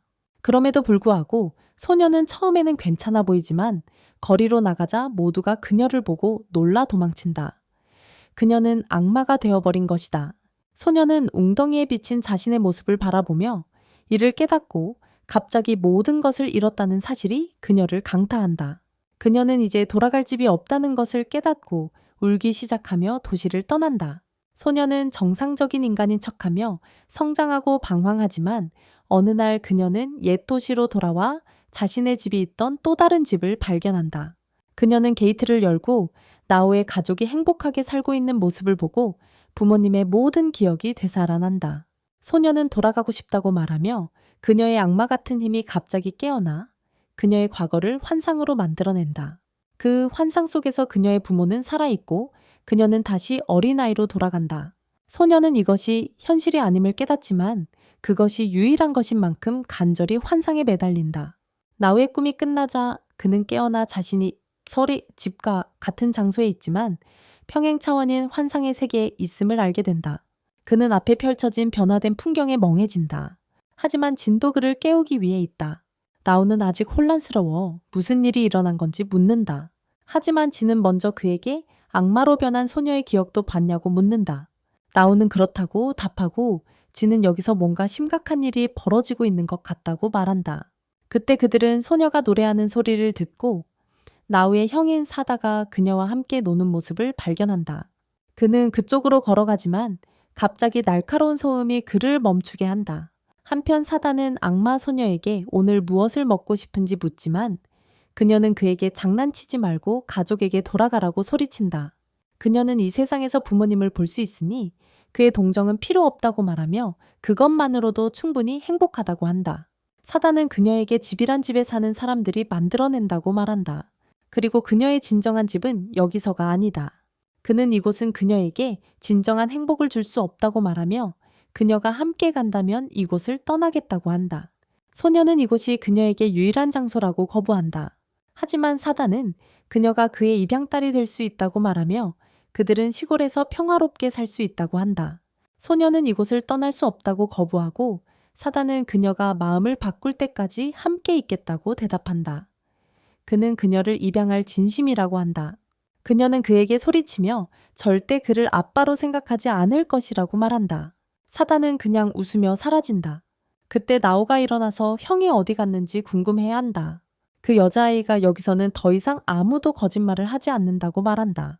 나오는 충격을 받고 악마 소녀에게 형을 돌려달라고 애원하지만 지는 그것이 불가능하다고 말한다. 나오는 형이 방금 여기 있었다는 말에 뭐라고 하냐고 묻고 지는 한때는 여기 있었다고 하지만 지금은 더 이상 아니라고 답한다. 그는 꽃이 피는 계절이 다르다고 설명하며 이곳의 작은 수선화는 겨울에 핀다고 한다. 하지만 사다는 봄에 사라졌고 지금은 현실 세계가 가을이다. 수선화가 아직 피어 있다는 것은 시간이 여기서 변하지 않는다는 의미일 수도 있지만 사실은 다른 것이 있다. 악마 소녀는 시간이 현실 세계보다 훨씬 빠르게 흐른다고 화건한다. 그녀는 자신의 힘이 드리머라고 부르며 과거의 기억으로 행복의 정원을 만들어낼 수 있다고 밝힌다. 하지만 그녀의 힘은 그 이상 아무것도 할 수 없어. 그녀의 세계에 머무를 수 있는 사람은 그녀 외에는 아무도 없어. 이제 그에게 그의 형에게 무슨 일이 있었는지 묻자 그녀는 여기 있었지만 더 이상 없다고 대답한다. 그녀는 그의 형을 훔친 것에 대해 미안하다고 하면서도 사다 덕분에 잠시 동안 행복을 느낄 수 있었다고 감사의 말을 전한다. 그녀는 그리고 내게 잠들었다 깨어나면 다시 현실 세계로 돌아갈 테니 걱정하지 말라고 말한다. 진이 그녀에게 이제 어떻게 할 것인지 묻자 그녀는 항상 해오던 것처럼 기억을 되새기며 시간을 보내고 싶다고 답한다. 하지만 그녀는 사댁에 많은 빚을 지고 있고 그는 그녀가 앞으로 나아가기를 원할 것이다. 그래서 지금 그녀는 그렇게 하려고 한다. 그 말과 함께 악마 소녀는 희미해지기 시작하고 그녀와 함께 그녀의 환상의 세계도 사라진다. 나오가 갑자기 깨어나자 그는 진과 함께 다시 현실 세계에 돌아와 있음을 알게 된다. 다음날 나오와 진은 오프의 식당에 가고 나오가 도시의 역사 기록을 살펴보니 이대식 200년 전 대화제로 도시가 파괴되었다고 말합니다. 불쌍한 악마 소녀는 그 화재의 생존자로 그로 인해 모든 것을 잃었습니다. 그리고 그녀의 집은 지금 그의 집과 같은 곳에 있었습니다. 나오는 그들의 운명이 시간과 공간을 초월해 연결되어 있다는 생각이 거의 시적이라고 말하고 그러자 진은 갑자기 형을 되찾는 데 도움을 줄 수 없었던 것에 대해 사과합니다. 나오는 그에게 사과할 필요가 없다고 말하며 사실 그가 미스터리를 해결하는 데 도움을 주었다고 합니다. 그는 그의 형 사다가 원칙 있는 사람이었고 어떤 일이 있어도 자신의 신념을 굳건히 지켰다고 말합니다. 비록 그가 왜 형이 가족을 버리고 악마 소녀와 함께 했는지 아직 이해할 수는 없지만요. 나오는 그의 형이 끝까지 자신의 마음을 따랐다고 믿습니다. 그렇게 나오가 자신의 의무를 다하기 위해 일어섰지만 오프가 그를 멈추며 그의 형은 훌륭한 사람이었다고 말합니다. 그녀는 아무도 그를 기억하지 않더라도 그는 항상 한 소녀를 구하기 위해 모든 것을 희생한 위대한 남자로 남을 것이라고 말합니다. 나오의 말을 듣고 눈물을 흘리며 그는 오프에게 형제에 대해 정말 자랑스럽다고 말한 후 가게를 떠납니다. 그것으로 모든 것이 해결된 것 같았지만 진에게는 아직도 마음에 걸리는 것이 있습니다. 그는 그 소녀가 나오의 오빠 히오마라고 했지만 그의 이름은 사다였다고 말합니다. 오프의 아버지는 히오마가 그의 본명이었을지도 모른다고 말하는데 사다는 단지 사무라이 이름일 뿐이라고 합니다. 대부분의 사무라이들은 본명을 비밀로 하지만 사다가 그 소녀를 딸처럼 생각했기 때문에 그녀에게 말했음에 틀림없습니다. 그 말이 또 하나의 의문을 진에게 떠오르게 합니다. 그는 오프의 아버지가 한때 나오가 칼에 집착하는 것 때문에 엄마에게 꾸중 듣는 것을 들었다고 말했던 기억을 떠올립니다. 그는 그 남자가 나오의 어머니가 그를 아루모리라고 부른 것을 인용했던 것을 기억하는데 그것이 그의 본명일 가능성이 높습니다. 하지만 진이 그 여자를 만났을 때 그녀는 매우 공손하고 예의 바르게 나오의 정식 이름으로 부르고 있었습니다. 진은 그녀가 무작위 가게의 주인 앞에서 그의 본명을 실수로 사용했을 리 없다고 믿으며 오프의 아버지에게 진짜 정체를 밝히라고 요청합니다. 그는 악마 소녀가 사다가 더 이상 그녀의 세계에 없다고 말했지만 그가 죽었다고는 하지 않았다고 덧붙인다. 그리고 모든 사람은 악마가 거짓말을 할 수 없다는 것을 알고 있다. 그 남자는 이 말에 놀라지만 진은 자신의 이론을 설명하기 시작한다. 그는 나오의 형이 가짜 세계에서 악마 소녀와 함께 20년을 살았어야 한다고 말하며 그녀의 곁에 있기 위해 떠나기로 결심했을 것이라고 한다. 하지만 그가 나왔을 때 현실 세계에서는 단 한 달밖에 지나지 않았지만 그는 20년이 더 늙어 있었다. 사단은 그렇게 집으로 돌아갈 수 없었기에 그는 도시로 와서 저렴한 가격에 버려진 건물을 사서 국수 가게를 시작했다. 오프의 아빠는 가짜 세계에서 시간이 너무 빨리 흐르기 때문에 사다가 죽었을 수도 있다고 이론에 반박하려 하지만 진은 그녀를 믿지 않는다. 그는 악마 소녀가 사라질 때 웃고 있었고 그녀가 아버지처럼 사랑하게 된 남자가 갑자기 사라졌다면 그렇게 행복하지 않았을 것이라고 말한다. 진은 그 남자에게 솔직해지고 자신이 진짜 사다임을 인정하라고 말하며 진실을 숨기는 것을 포기한다. 그는 진을 일본의 셜록 홈즈라고 부르며 언제 그 사실을 알아챘는지 묻는다. 진은 사건이 해결되자마자 노인의 정체에 대해 확신했지만 그 과정에서 단서들이 흩어져 있었다고 대답한다. 그는 사다가 준 멋진 머리핀을 꺼내며 그것이 나에게서 받은 선물이라고 주장한다. 진은 이제 그 머리핀이 자신이 어렸을 때 받은 것이라는 것을 이해하지만 의심을 살까봐 돌려줄 수 없었다. 사단은 그가 맞다고 웃으며 사건을 해결해 준 것에 대한 감사로 그것을 간직하라고 한다. 지는 그가 이렇게 두는 것이 괜찮은지, 적어도 형에게 자신이 아직 살아있다는 것을 알려야 하지 않냐고 묻는다. 사단은 그가 가족 대신 여자와 함께 있기로 선택했으니 이제 가족에게 돌아갈 권리가 없다고 웃으며 말한다. 그는 형이 스스로 삶을 이해할 똑똑한 사람이라고 믿지만 형이 왜 여자와 함께 살기로 결정했는지 이해하지 못하는 것에 실망하고 있다. 사단은 그가 불쌍한 여자가 혼자 고통받는 것을 보고 싶지 않았고 한 남자가 무엇을 하고 싶다고 결정하면 끝까지 그 결정을 고수한다고 말한다. 지는 그에게 동의하고 사단은 그들이 노인의 지혜를 가지고 있기 때문에 자신을 이해할 것이라고 알고 있었다고 말한다. 지는 그 말을 듣고 깜짝 놀라지만 사단은 자신이 20년 동안 악마와 함께 살았고 처음 만났을 때 진도 악마라는 것을 알 수 있었다고 말한다. 지는 여전히 그것을 믿을 수 없지만 그러고 나서 사덱에 요즘 그 악마 소녀는 어떻게 지내는지 묻는다.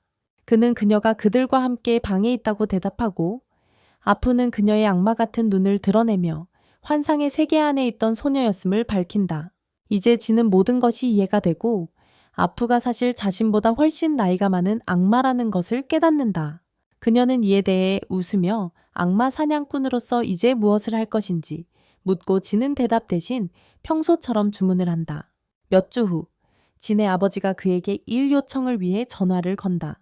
그는 상인 친구 중 한 명이 악마적이라고 알려진 그림을 가져온 후 많은 문제에 직면하고 있으며 지금 매우 도움을 원한다고 전한다. 그는 진에게 악마의 그림을 보여주는데 그 그림에는 검을 들고 있는 여사제가 그려져 있다. 진은 그것을 자세히 살펴보고 아버지에게 그 그림과 관련된 소문이 있는지 묻는다. 그는 소문 이상이 있다고 대답한다. 그 그림을 그린 화가가 심각하게 아프게 되었고 그는 이 그림을 팔아서 악마들이 그에게 복수하고 있다고 믿고 있다. 그는 진에게 어떻게 생각하는지 묻고 지는 그 그림이 처음 보기에는 정상처럼 보이지만 악마적 물체는 적절한 조건에서만 그 본성을 드러낸다고 대답한다. 아버지가 동의하며 그림이 악령의 작품인지 확인해 보라고 하고 만약 그렇다면 처리하라고 합니다. 그는 임무를 완수하면 좋은 보상을 주겠다고 약속하고 지는 기꺼이 받아들입니다. 그 후 그는 아프의 식당에 가서 국수를 먹던 중 갑자기 선이 찾아옵니다. 그는 주머니에서 악령 그림을 꺼내며 저주받았다고 전해지고 이전 주인을 죽였다고 하니 진에게 해결해 달라고 부탁합니다. 진은 그림이 아래쪽이 찢어진 것을 보고 서는 실수로 떨어뜨렸다고 말합니다. 노인 사다 할아버지는 손님이니 즉시 가게를 나가라고 하며 손상된 악령 아이템을 내부에 둘 위험이 없다고 합니다. 선은 그냥 사과하지만 진은 이전에 구한 그림 복사본을 꺼냅니다. 그는 그림이 악령의 기운이 있다고 들었지만 모든 복제본이 그런지 이해하지 못한다고 말합니다. 아프는 그림을 보고 보통 그림처럼 보인다고 말하며 진과 선이 더 알아볼 수 있는지 묻습니다. 그는 그림이 그렇게 오래된 것 같지 않으며 몇몇 미술 상점과 좋은 연줄이 있으니 그림을 그린 화가를 찾을 수 있다고 말합니다. 그는 다음날 진을 미술 용품점으로 데려가는데 그곳의 노 점장은 그를 단골 손님이라며 반갑게 맞이한다. 노인은 그에게 악마 그림의 복사본들을 모두 치웠다고 말하는데 고객들이 무서워하지 않게 하려고 한 것이라고 한다. 쟤는 그 그림이 악마적이라는 이야기는 소문일 뿐이라고 말하지만 점장은 그렇게 생각하지 않는다. 그는 그림을 그린 화가가 병으로 누워있다고 말하며 그림을 산 고객 중 한 명이 죽었다고 한다. 쟤는 그의 걱정을 이해하며 그의 주간 포르노 잡지인 플레이보이 주소를 묻기 전에 화가의 주소를 물어본다. 그 후 쟤는 진에게 화가의 주소를 알려주고 진은 고마워하며 나머지는 자신이 처리하겠다고 말한다. 진은 곧 그 집을 찾아가고 사가라는 화가는 손님이 올 줄 몰라 놀란다. 그는 진을 환영하며 차를 끓이기 시작한다. 한편 진은 방을 둘러보며 사가가 아직 그림을 그리고 있다는 것을 발견한다. 그는 그가 매우 아프다는 소문을 들었다고 말하자 사가는 그것은 단지 노령이 찾아온 것뿐이라고 답한다. 그는 더 이상 그림을 그리는 스트레스를 감당할 수 없다고 말하고 진은 그것이 악마의 그림 때문이 아닌지 확실한지 묻는다. 사가가 그의 질문을 농담처럼 받아들이지만 진은 그림을 꺼내어 그것에 대해 더 이야기해 줄 수 있는지 묻는다. 사가가 그것을 보고 향수에 젖어들고 진에게 긴 이야기라고 말한다. 그는 먼저 그 그림의 이름이 쿠단자카의 여사제라고 말하지만 그것은 장소나 여자의 이름이 아니다. 그는 그 그림을 만들게 된 아이디어는 마로하루라는 검객에게서 얻었다고 말하며 그가 이곳을 자주 방문했다고 한다. 멘토의 이름을 듣자마자 지는 기억의 여행을 떠나고 그는 마지막 전투를 치렀던 날을 생생하게 기억한다. 그것은 악마가 마로하루의 아내를 삼킨 직후였고 그는 사랑하는 여자를 구하지 못한 자신이 한심하게 느껴졌다. 그의 뒤에서 지는 의식을 잃은 시리유키를 안고 있었고 마로하루는 처음 그녀를 지키라는 임무를 받았을 때 사실 아내를 싫어했다고 말하기 시작했다. 하지만 그 증오는 영원하지 않았고 그녀를 어떤 대가를 치르더라도 안전하게 지키겠다는 그의 약속도 마찬가지였다. 마로하루는 진에게 자신처럼 되지 말라고 경고하며 사랑이든 증오든 감정을 확고히 지키는 남자가 되라고 촉구했다. 그 말과 함께 그는 진에게 이제 자신이 집안의 가장이라고 말하고 아내를 죽인 악마와 싸우기 위해 앞서 나갔다. 진이 향수 여행에서 현재로 돌아오자 그는 사객의 마로하루에 대해 더 이야기해 달라고 요청했다. 그가 그의 멘토이자 양아버지였기 때문이다. 사가가 그 말을 듣고 기쁘게 놀라며 그 남자에 대해 아는 모든 것을 진에게 이야기하기로 결심했다. 사가에 따르면 이야기는 그가 젊고 야망이 넘치는 초보자였을 때 시작된다. 그는 일본에서 최고의 예술가가 되고 싶어 했다. 그는 이 마을로 이사 왔고 같은 건물에 사는 여자가 있다는 것을 알게 되었다. 그는 그녀에게 자신을 소개했지만 그 여자는 이름을 공유하고 싶지 않다며 무명이라고 불러달라고 했다. 하지만 그녀는 거짓말을 할 수 없었다. 그들은 좋은 친구가 되었고 무명의 여자는 종종 그가 작업하는 모습을 보러 왔다. 마루하루는 또한 그의 가게에 자주 방문했는데 여사제가 그를 보내 그녀를 위해 편지를 배달하게 했기 때문이다. 그는 항상 여사제가 자신을 수호자가 아닌 심부름꾼으로 사용하고 있다고 불평했으며 그의 환한 란테에는 항상 사가와 무명을 웃게 만들었다. 사가는 그림에 대해 이야기를 이어가며 원래의 작품은 손으로 직접 그렸다고 말했지만 이후 몇몇 상인들이 그것을 팔고 싶어 다가왔다고 합니다. 그래서 그는 그들을 위해 새로운 모델을 만들어 주었고 그것은 목판 인쇄로 대량 생산되었습니다. 지는 그림 속 여성이 그가 이름 없는 사람이라고 부른 여성인지 궁금해했고 사가는 그것이 완전히 틀린 말이 아니라고 답합니다. 진이 왜 사람들이 그 그림이 악령과 관련 있다고 말했는지 묻자 사가는 그 이유가 있다고 말합니다. 하지만 그 이유를 밝히기 전에 그는 진이 그림을 본 후에 첫인상이 어땠는지 알고 싶어 합니다.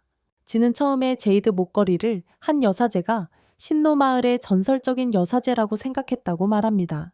하지만 그녀 손에 든 검이 그가 그녀와 쿠도노 마을이 어떤 관련이 있다고 믿게 만들었다고 덧붙입니다. 사가는 진에게 그 말이 정확하다고 말하며 그림이 왜 다이모닉이라고 불리는지 이유를 설명하기로 결정합니다. 그는 진에게 그 이유를 알게 되면 후회할 것이라고 경고하지만 계속 이야기를 하라고 합니다. 사가는 마도하루가 임무를 수행할 때마다 매년 그의 가게를 방문하곤 했지만 점차 여사제에 대한 태도가 달라지기 시작했다고 말합니다. 그는 그녀에 대한 불평을 멈추었고 어느 날 사객에 그녀의 그림을 그려달라고 요청했다. 사가가 한 번도 본 적이 없는 사람을 그릴 수 없다고 말하자 마도하루는 그들이 이름 없는 사람과 함께 있기 때문에 문제가 아니라고 말했다. 그는 이름 없는 사람이 여사제와 똑같이 생겼고 그녀는 시나노 마을 출신이며 이 마을로 이사 오기 전에 쿠도노 마을에서 난민이었다고 설명했다. 지는 그 그림이 시리유키의 엄마를 묘사하고 있다는 사실에 놀랐지만 다른 사람이 모델로 사용되었다는 것을 알게 되었다. 그는 여전히 그 그림의 악마적인 측면을 이해하지 못하고 사가는 처음에 마도하루가 여사제를 싫어했을 때 그녀를 모든 악마를 합친 것보다 더 악마 같다고 불렀다고 말했다. 사가가 그 그림을 악마적이라고 부른 것은 그를 놀리기 위한 것이었지만 그는 그것을 믿지 않았다고 말했다. 그는 대중에게 판매하기 위해 이 그림을 대량 생산하기로 동의하지 말았어야 했다고 말하며 그것이 진정한 사랑에 기반한 것이었고 그로 인해 사업을 하게 되었다고 말했다. 그는 아마도 이것이 그가 건강이 나빠지는 벌을 받고 있는 이유일지도 모른다고 말했다. 지는 결국 그 그림에 악마적인 요소가 없었다는 것을 이해하게 되었고 가게 주인이 사가의 비꼬는 발언을 진실로 받아들였다는 것을 깨달았다. 그는 그 후 노학에게 왜 이야기를 알게 된 후 후회할 것이라고 말했는지 물었다. 사가가 그림을 그릴 때 마도하루가 그의 뒤에 서서 계속해서 여사제를 더 아름답게 그리라고 했다고 답합니다. 그는 수백 번의 실패한 초안 끝에 드디어 그림을 완성하고 마도하루에게 이름을 지어달라고 요청했습니다. 마도하루는 처음에 그의 아내를 이름의 직역이 여덟산이라는 지역 여신에 비유했습니다. 하지만 그는 그의 아내가 훨씬 더 아름답다고 결론 지었습니다. 그래서 그는 그 그림의 이름을 구단자카라고 지었고 이는 9산을 의미합니다. 그리고 일본어는 이상한 언어라 구단자카라는 쓰임새가 매혹적이라는 의미도 가지고 있습니다. 사가가 말하길 그 그림은 매혹적이지 저주받은 것이 아니라고 하지만 일부 어리석은 사람들은 그것이 저주받았다고 생각하고 소문을 퍼뜨렸습니다. 그는 서랍에서 오래된 초안을 꺼내어 진에게 줍니다. 그는 마도하루에 대해 더 이야기하며 비록 그는 성격이 까다로운 놈이었지만 가족을 진심으로 아꼈다고 말합니다. 그는 딸이 태어난 후로 가게에 자주 오지 않았고 그가 여기 마지막으로 왔을 때는 입양한 아들과 딸에 대해 이야기했습니다. 진은 그것을 듣고 행복해하며 곧 도시로 돌아간다. 그는 오후에 식당에 가지만 사가는 오늘 그를 너무 자주 쳐다보고 있다는 것을 눈치챈다. 진은 그저 그가 좋은 아버지라는 것을 감탄하고 있었을 뿐이라고 말하고 사가는 그런 늙은 남자를 떠받들려고 하지 말라고 한다. 오우가 그에게 그림 조사에 무슨 일이 있었냐고 묻자 진은 별일 아니라고 말하며 양아버지의 숨겨진 면을 알게 되었다고 한다. 오우는 아버지들은 그런 것이라고 말하며 완전히 알기까지는 시간이 많이 걸린다고 한다. 그날 밤 진은 친아버지를 찾아가 그림이 완전히 안전하다고 말하고 그것이 악마적이라는 소문은 화가들이 남긴 후에서 비롯된 것이라고 한다. 그 그림을 소유했던 사람이 죽은 것에 대해 진은 단순한 우연이라고 말한다. 그는 그림의 복사본을 자신만 가지고 있었고 아무 문제도 없었다고 하며 미술상은 계속 팔아도 된다고 한다. 아버지는 그 말을 듣고 기뻐하며 곧 대금이 들어올 것이라고 말하지만 그 전에 술 한잔 하자고 한다. 두 사람이 술을 따르며 진은 아버지에게 자주 술을 마시냐고 묻는다. 그는 가족을 잃은 슬픔을 이기기 위해 술을 마시기 시작했지만 이제는 술을 즐기게 되었다고 답한다. 그는 진이 또한 술을 자주 마신다는 것을 알고 다시 한잔하자고 제안한다. 진은 술을 마시며 진짜 아빠를 알아가는 생각에 미소를 지으며 좋은 생각인 것 같다고 말한다. 어느 날 밤 진이 벚꽃나무 근처에 서 있을 때 심하게 다친 여자가 그에게 다가온다. 하지만 그녀의 얼굴을 한번 보고 그는 그 여자가 좀비라는 것을 깨닫는다. 더욱이 그녀는 좀비 매춘부이고 진에게 하룻밤 그녀의 서비스를 사달라고 요청한다. 그는 차분하게 거절하고 여자는 오래된 녹슨 칼을 그에게 겨누며 애원하기 시작한다. 그녀는 자신의 몸이 많이 아프니 사달라고 말하고 진이 그럴 수 없다고 하자 여자는 마침내 자신의 진짜 악마의 모습을 드러낸다. 그녀는 저주를 퍼부으며 진을 공격하기 시작하지만 진은 모든 공격을 쉽게 피하고 그녀를 베어버린다. 악마가 땅에 쓰러지고 그녀의 몸이 하얀 영희 속으로 사라지자 진은 갑자기 그가 방금 죽인 좀비 여성과 비슷한 옷을 입은 예쁘고 부유한 여자가 자신 앞에 서 있는 것을 발견한다. 그 부유한 여자는 그를 고용한 고객이었어요. 그녀는 그에게 악마를 처리해 달라고 부탁했죠. 그녀는 유명한 기생이었고 진에게 방금 죽인 악마가 한때는 불쌍한 여자였으며 납치되어 이 끔찍한 일에 끌려온 것이라고 말했어요. 그녀는 고객들로부터 온갖 병에 걸렸고 몸과 마음이 무너졌을 때 버림받았어요. 그녀는 밤마다 남자를 사냥하는 악마로 변했고 그 여자는 진에게 그녀를 처리해달라고 의뢰했어요. 진이 그녀에게 동정심에서 한 일인지 묻자 그녀는 언젠가는 자신도 이 상태에 빠질 것 같아서 가엾은 여자에게 무언가 해주고 싶었다고 답했어요. 그녀는 진에게 도움을 준 것에 감사하며 자신의 이야기를 부담스럽게 해서 미안하다고 했어요.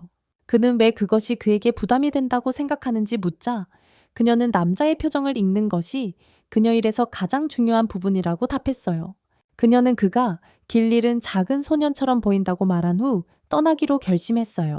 떠나기 전에 그녀는 만약 악마로 변한다면 자신을 죽여달라고 부탁했지만 그는 그때 돈을 받을 수 없다고 말하며 그는 공짜로 일하지 않는다고 했어요. 그 여자는 그냥 그를 자본가 돼지라고 부르며 떠났고 진은 그녀가 이상한 여자라고 생각했어요. 며칠 후 나츠와 오프는 아는 남자들이 모두 일로 바쁜 관계로 두 사람만의 축제에 간다. 두 사람은 즐거운 시간을 보내고 그러다가 랜턴 식물이라는 식물을 발견한다. 나츠는 그 이름이 어떻게 붙여졌는지 궁금해하고 꽃에 대한 지식이 많은 오프도 그 질문에 대한 완전한 답을 갖고 있지 않다. 그녀는 그 모양과 밝은 오렌지 색깔 때문일 수도 있다고 말하지만 한 이야기에 따르면 악마들이 이 꽃을 밤에 태워서 계속 일을 할 수 있다고 한다. 나츠는 이 이야기를 듣고 기분이 나빠져서 오프에게 꽃의 아름다움을 망치지 말라고 한다. 오프는 그녀에게 악마를 싫어하냐고 묻고 나츠는 누가 싫어하지 않냐고 반문한다. 그녀는 악마에게 2번 공격받은 적이 있다고 밝히고 진이 없었다면 2번 모두 죽었을 것이라고 말한다. 그녀는 내년 전 진을 처음 만났던 때와 그를 보호하면서 악마를 능숙하게 물리친 이야기를 오프에게 들려준다. 그녀는 이 잘생기고 능숙한 검객을 보며 소녀 같은 환상을 품었지만 그들이 서로에게 좋지 않을 만큼 너무 비슷하다는 것을 곧 깨달았다고 인정한다.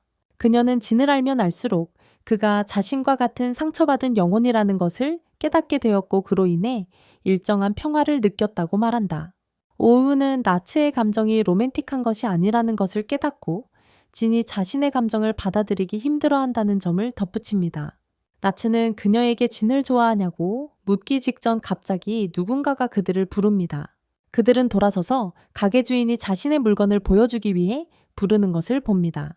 오우는 그가 가게 단골이라 인사하고 그 남자는 자신을 아키츠라고 소개합니다.